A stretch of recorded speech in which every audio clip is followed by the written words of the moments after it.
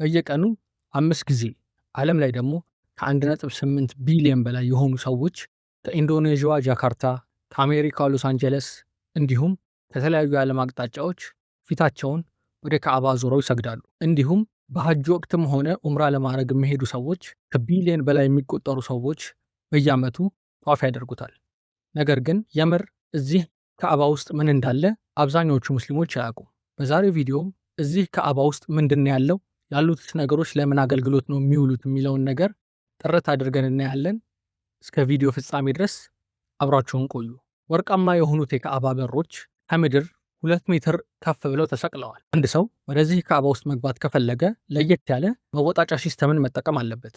መግባት ስለፈለግን ብቻ ወደዚህ ካዕባ አንገባም። ግዴታ ኢንቫይት ልንደረግ ወይንም ደግሞ ሐረሙ አመራሮች ልንጋበዝ ይገባል። በዓመት ውስጥም እስከ 50 ለሚደርሱ ሰዎች ብቻ ነው ይህ ኢንቪቴሽን የሚቀርብላቸው። ስለዚህ በእርግጥስ ከነኚህ የወርቅ በሮች ጀርባ ምንድን ነው ያለው? መልሱ የሰማውን ሁሉ ሰርፕራይዝ የሚያደርግ ነው። ምክንያቱም የካዕባ ውስጥ ብዙዎቹ እንደሚያስቡት በነገራቶች የተሞላ አይደለም። የእውነትም ባዶ ነው። ተከፍቶ ሲገባ ካዕባ ውስጥ ከ3 ምሰሶዎች በስተቀር ሌላ የሚገኝ ነገር የለም። ውስን የሆኑ የተንጠለጠሉ መብራቶች አሉ። እንዲሁም ግድግዳው ላይ አለፍ አለፍ ተብለው የተሰቀሉ የቁርአን ጥቅሶች አሉ።